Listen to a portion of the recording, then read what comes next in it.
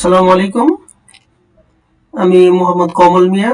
আজকে নতুন একটি ভিডিও নিয়ে আপনাদের সামনে হাজির হয়েছি। এই ভিডিওতে দেখব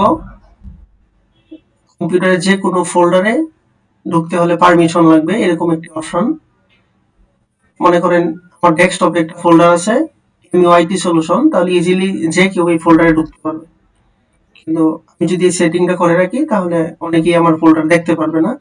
সেটিংটা কেমনে করতে হয় এটা আমরা আজকে দেখব। প্রথমে যে ফোল্ডারটা আমরা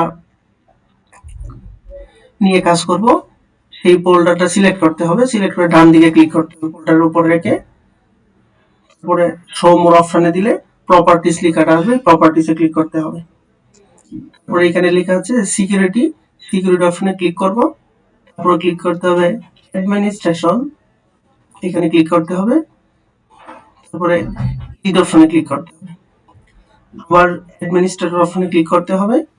তারপরে এখানে এই যে প্রত্যেকটা অপশন ডিনাই করে দিতে হবে, সিলেক্ট করে দিতে হবে, অ্যাপ্লাই ক্লিক করতে হবে, এস ক্লিক করতে হবে, ওকে দিতে হবে, আবার ওকে দিতে হবে।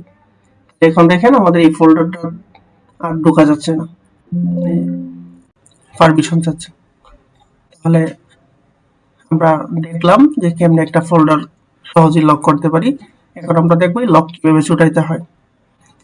আবার আগের অপশনে ফোল্ডারে ক্লিক করে প্রপার্টিসে যেতে হবে, সিকিউরিটি অপশনে ক্লিক করতে হবে, অ্যাডমিনিস্ট্রেটর অপশনে ক্লিক করতে হবে, এডিট অপশন, আবার অ্যাডমিনিস্ট্রেটর, এখানে সবগুলাকে ডিনাই করতে হবে। আবার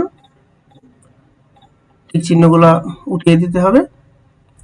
তারপর অ্যাপ্লাই ক্লিক করব, ওকে ক্লিক করব, আবার ওকে দিব। তাহলে এখন দেখেন আমরা ইচ্ছা করলে এই ফোল্ডারটার ভিতরে ঢুকতে পারবো। আজকে এই পর্যন্তই। আসসালামু আলাইকুম।